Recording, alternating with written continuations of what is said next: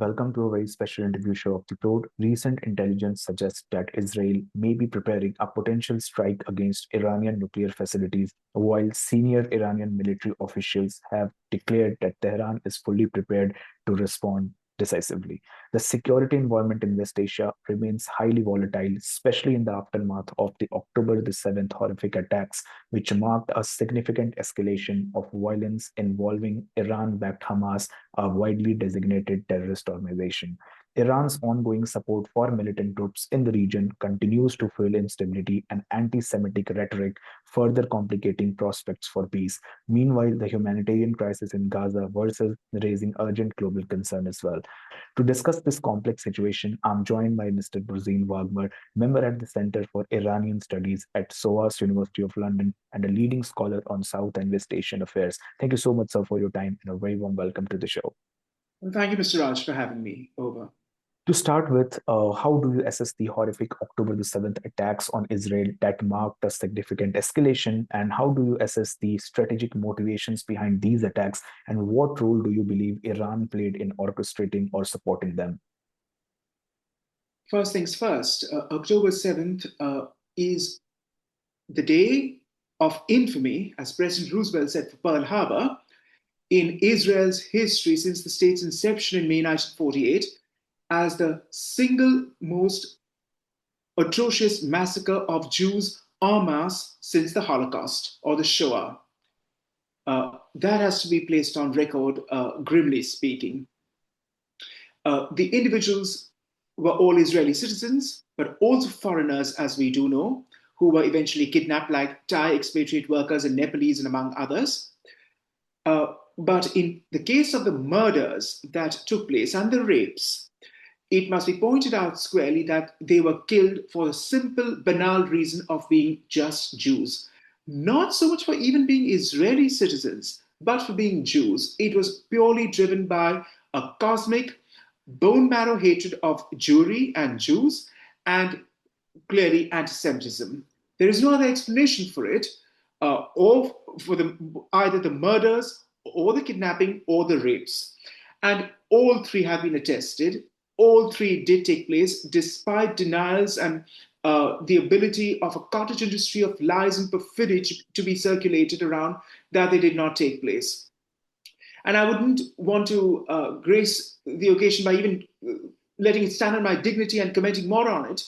Suffice to note this, that in progressive leftist liberal metropolitan circles, it is a given that women's rights matter, and the security and dignity of women matters.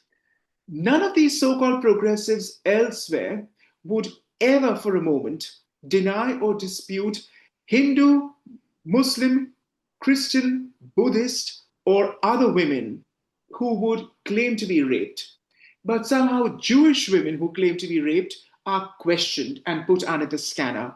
I find nothing more disgusting than that, which is why I said I wouldn't want to comment more on it and let it stand on the dignity of the occasion or sully the memory of those who've perished. So, Israel's counterterrorism and military response has been quite intense, and some circles has also criticized it, especially considering the humanitarian situation in Gaza. So, from your perspective, how effective has Israel's strategy been in containing the security threat, and what risks does this pose for broader regional escalations?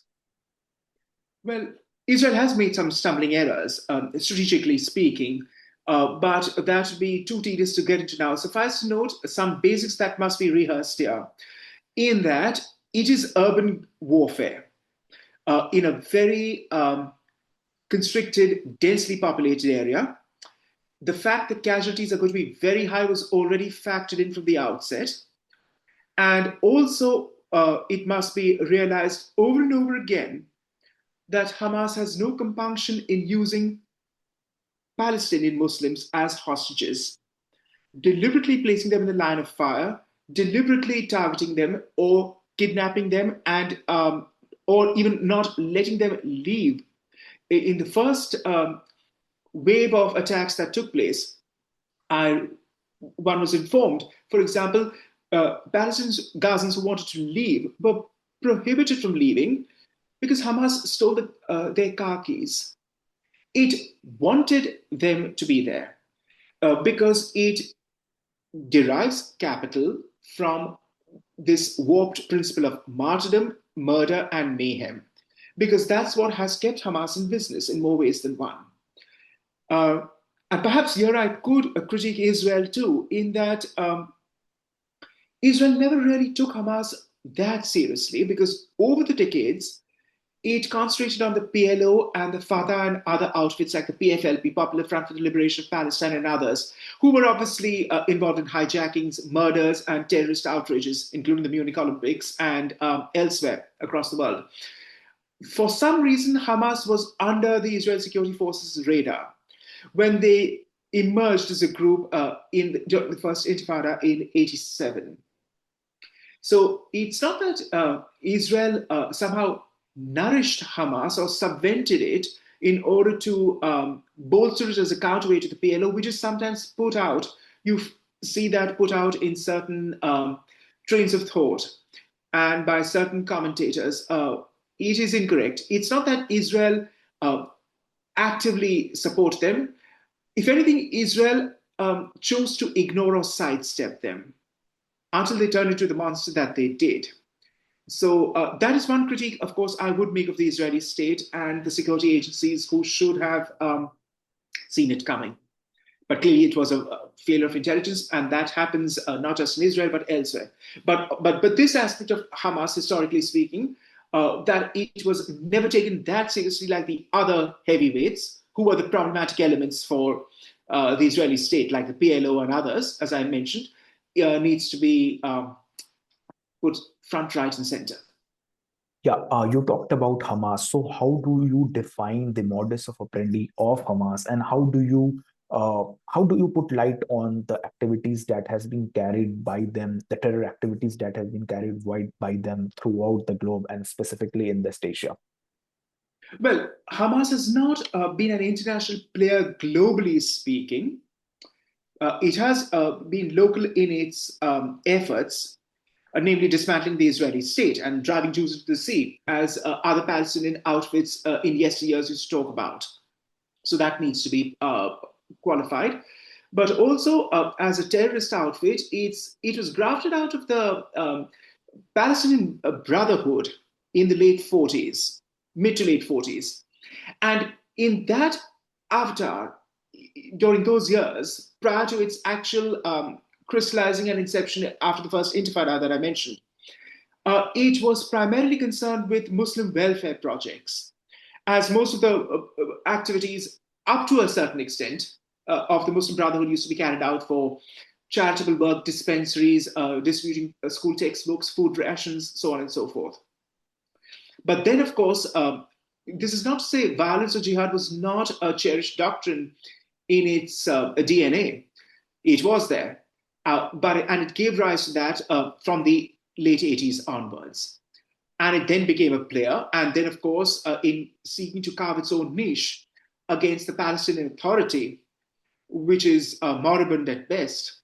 And after Israel left the Gaza Strip, one must remember, and expected the Palestinians to take control. And, that was meant to be a pilot case of Palestinians running their affairs.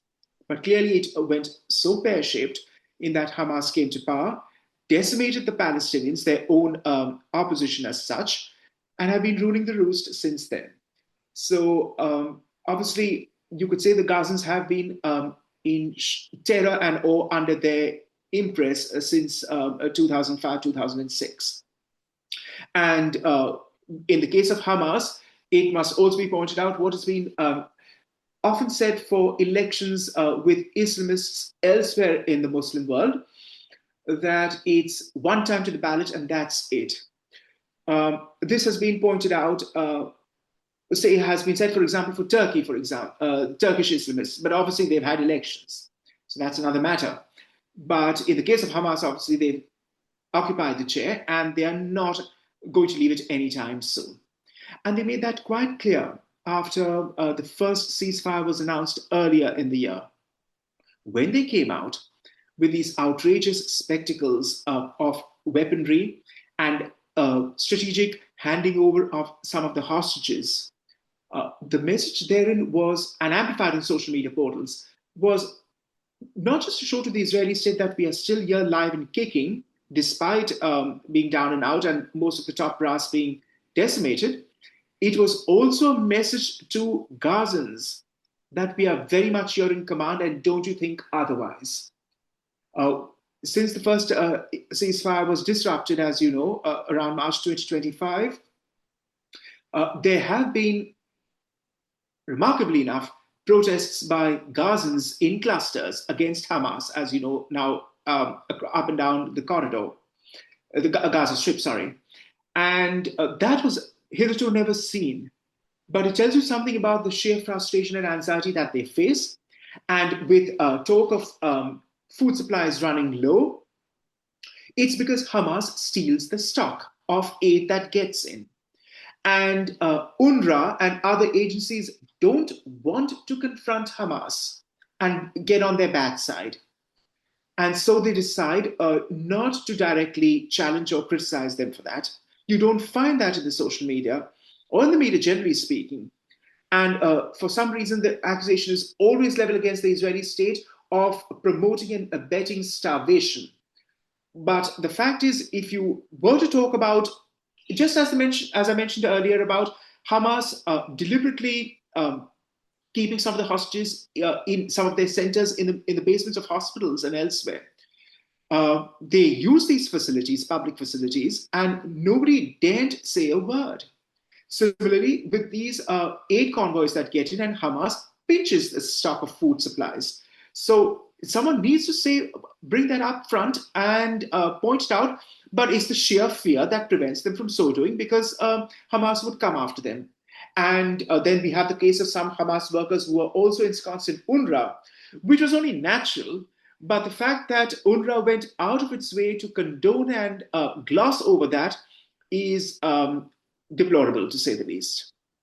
Yeah, before coming to the Iran's role in all of this, I wanted to ask that how do you see the recent killing of Israeli couple in Washington D.C. and how do you analyze the anti-Semitism that has been growing around the world, especially in Western democracies, UK, US, and Europe? Anti-Semitism, as we've traditionally known it, used to emanate from the right, from fascist elements, and there's a sordid, depressing history of that going back not just to the war years, but even prior to the war years from the 30s, with the rise of fascism across the continent. What we have seen now and are seeing leading up to the murder of this Israeli diplomats in DC last week is progressive leftist anti-Semitism. At first sight, there are many who would bristle at the very mention of anti-Semitism and the left. But then this is a coterie that would also take umbrage with the fact that the left can be associated with any manifestation of racism. It is simply unthinkable for such liberal elements to factor that in. But the depressing sordid truth is that anti-Semitism is a manifestation of racism, and racism is very much evident within the left. In fact, it's inbred within the left. It's just that it cannot bring itself to recognize it.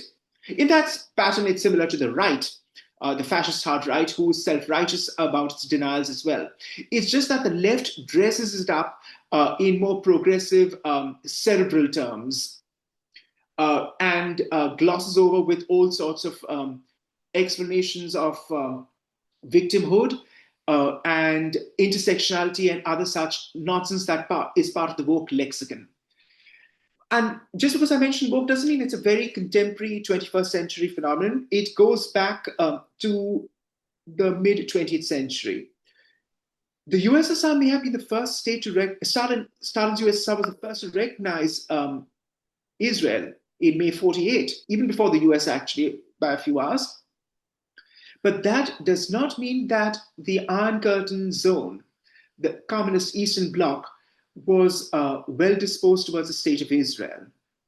It is they who aided and abetted some of their Arab client states, mostly the Ba'athist socialist regimes, Syria and Iraq, but also Nasser's Egypt, in targeting Israel at every occasion. And by propaganda that was put out, and pernicious false propaganda of Zionism equated with white capitalism and the like. And it was that which went into that UN resolution, which was passed overwhelmingly in 1975, that denoted Zionism as a form of colonialism and racism. It was subsequently repealed in the General Assembly a decade or two later, with the onset of the end of the Cold War. But it was the Soviet Union who had propounded this nonsense, this propaganda, a complete malfeasance on their part. And that is naturally ingrained in the left, in leftist, radical, academic, journalist circles across the metropolitan centers of the West, but also in Asia and Africa, and also in South America. Because Israel is seen incorrectly and very foolishly as a white state. I mean, they just have to look at Ethiopian Jews to tell me, or you, or anyone, where the Jews can't be black. Or to look at Jews in the middle of Bombay and Pune in India and tell me if they're white, when they're clearly not. So that's the first nonsensical argument which goes out of the window, that Jewry is primarily white. And what about Iraqi and Yemeni Jews? I don't see them exactly being blonde and blue-eyed too. But I mentioned this because the warped thinking of the left, which is based in so much that the left propounds, based on this toolkit that they use, and everything has to be shoehorned into a toolkit with the left, and you have to tick off these boxes before you reach conclusions and inferences with them, is that if Israel's a white state, and Israel's a capitalist state, and it just so happens that Israel is a very close ally of the US, then therefore it is evil. It is a colonial implant in the Middle East, and it needs to be dismantled. The disgusting attitude of that, if I may just finish, is on this. Zionism is nothing but Jewish nationalism.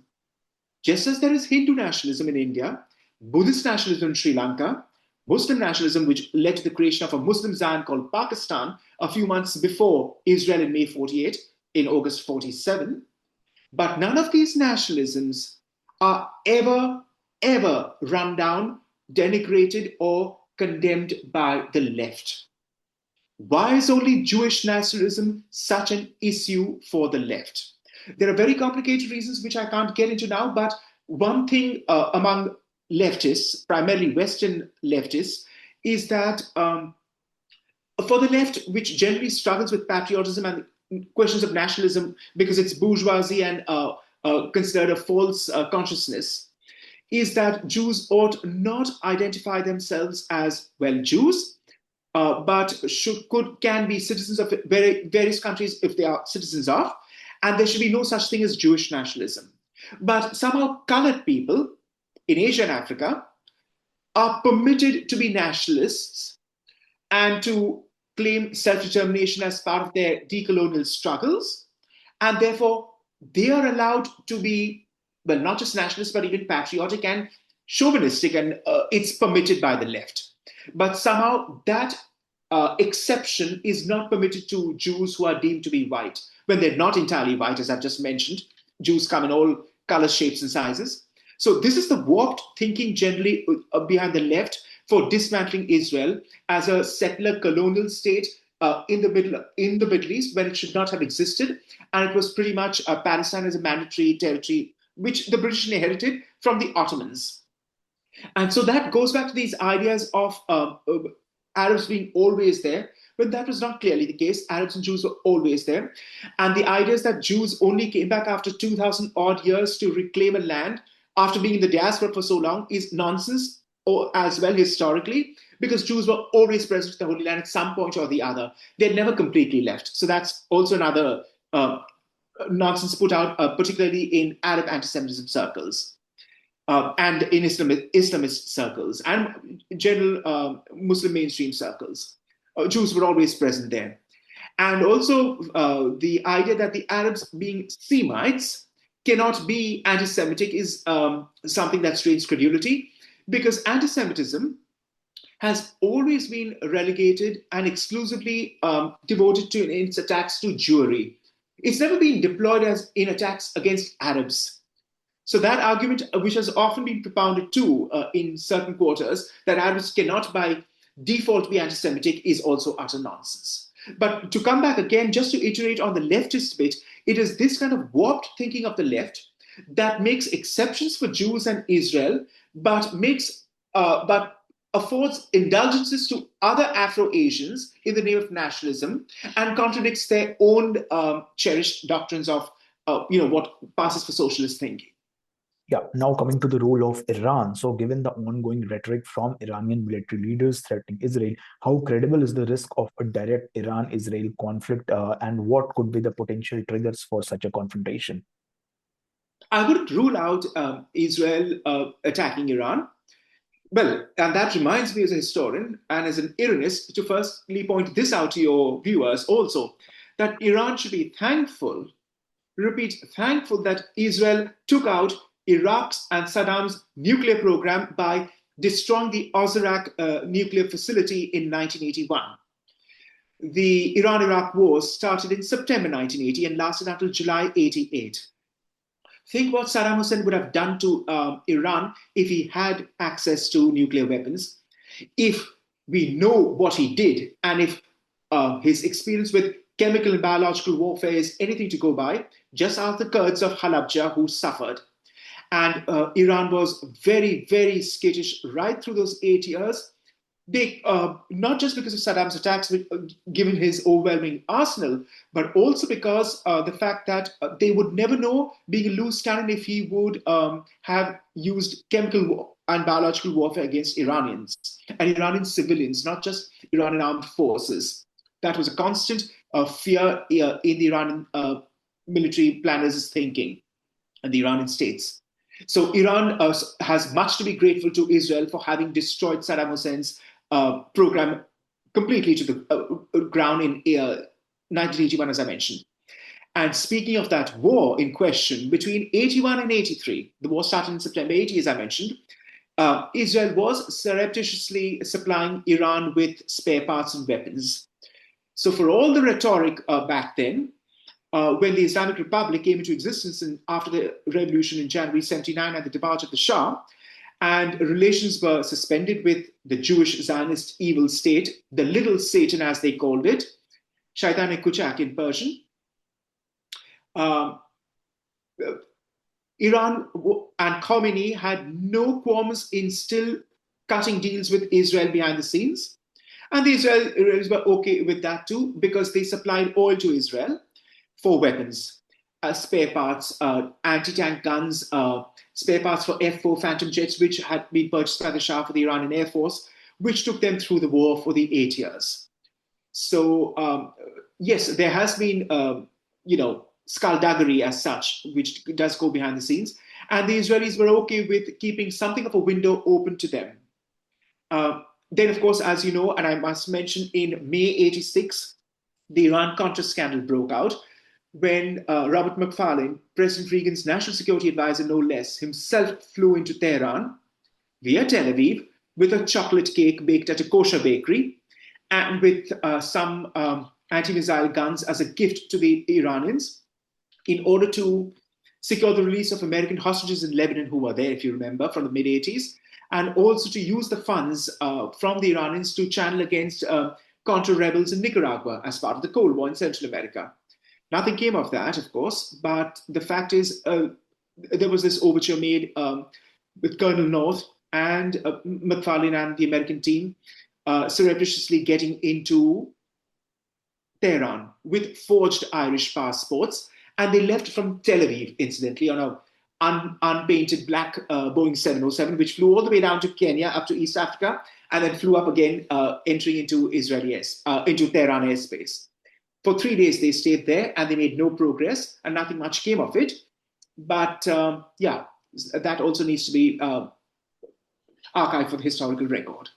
Yeah, how do you evaluate the role of United States under the Trump administration in this conflict, and what shifts in U.S. foreign policy we expect, and how would they influence the balance of power in West Asia? And how do you link the role? I mean, how do you see the role of United States in between whole Israel and Iran conflict? President Trump, insofar as I'm concerned, wants something of a policy hit, foreign policy hit in Trump 2.0. And he would be happy with a Nobel Peace Prize, whether for Ukraine or for Iran. Well, Ukraine first, because of course his claim has turned out to be absolutely hollow, as we know, that he could stop the war in a few hours and that sort of thing. And nothing, of course, has happened.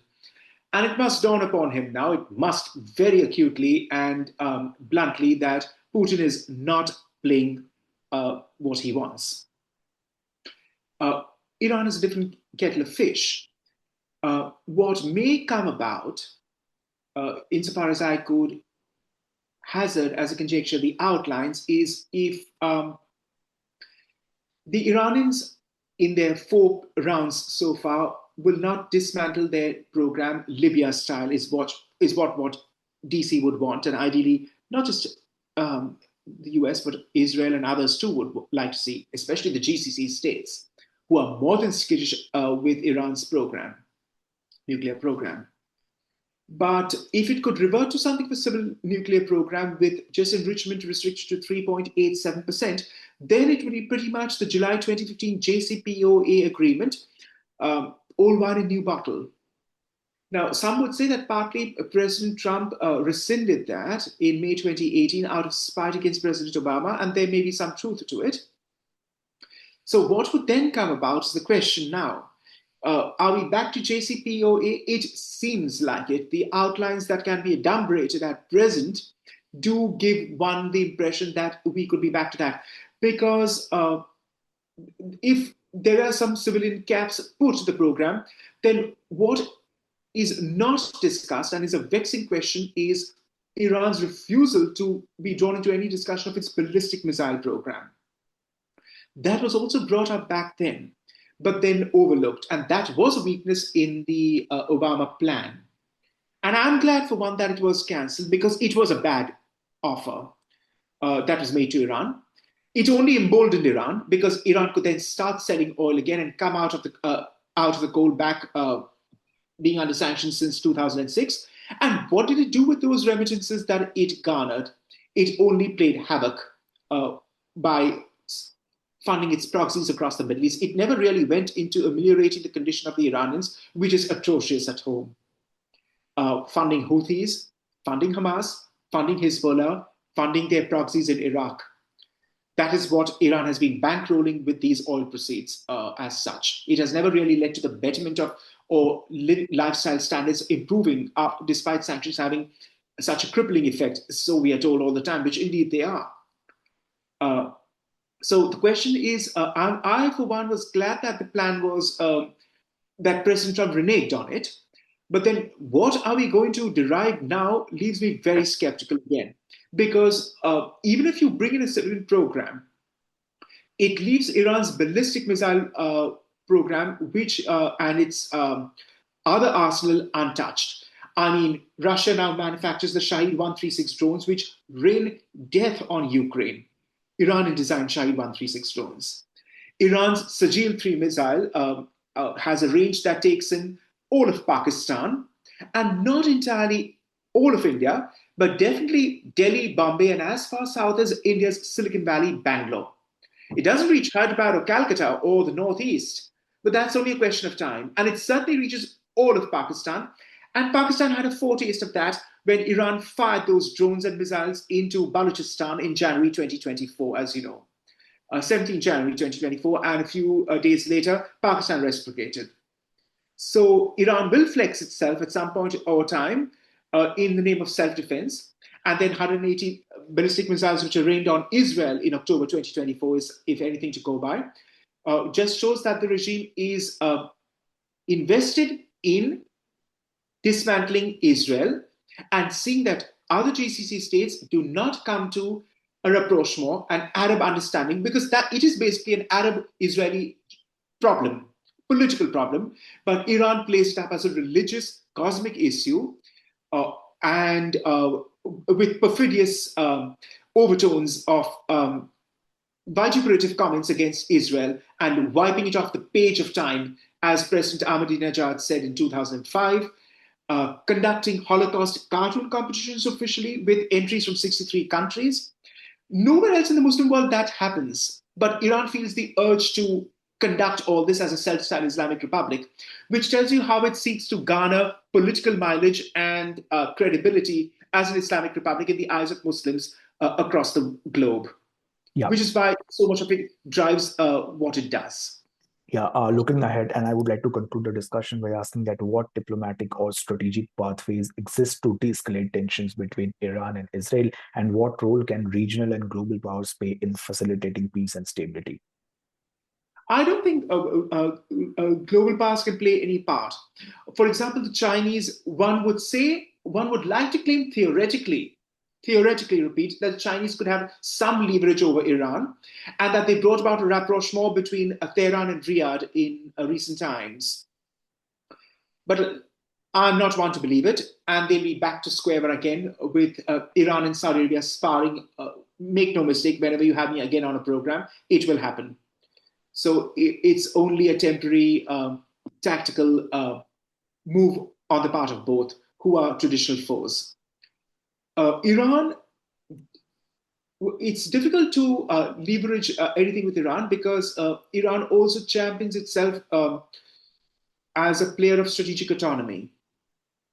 It doesn't hesitate in taking on regional neighbors and also other parts, well, with the US, of course, and with the UK, but also even this honeymoon currently with Putin's Russia must be seen against the Russo-Persian wars of the 18th century.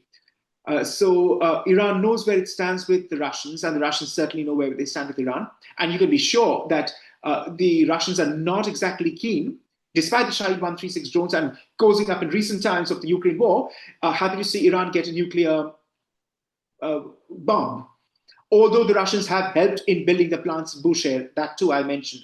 But remember that with the JCPOA of 2015, the snapback clause, which came into effect, which would take sanctions and resolutions against Iran, was put into that original agreement of President Obama, thanks to Sergei Lavrov as Russian foreign minister. It was Russia that was instrumental in putting that snapback clause, which will be up for renewal come October 2025. And President Trump wants something to be done in the next month or two. Well, that's wishful thinking if something happens. But, no, to answer your question, I don't see anyone really having much leverage over Iran as such, because it is a rogue state for all purposes and intents. And it pursues its own policies. And in so doing, it derives sustenance and capital, political capital in the eyes of its masses, but also among third world radical masses, that it can stand up to superpowers and not be and be unflinched. Because that is the raison d'etre of the Islamic Republic since 1979. Of course, you see outside the Iran Foreign Ministry also, it's written neither East nor West, just for ourselves, not in either contending camps. And in playing up that up to the third world gallery, Iran cannot afford to show that it compromises with others, though it does politically compromise. They are savvy enough to do so when it suits them. Yeah. In conclusion, the situation in West Asia remains deeply complex and fraught with risks. Iran's continued support for militant groups and escalating military tensions with Israel threatens not only regional security but also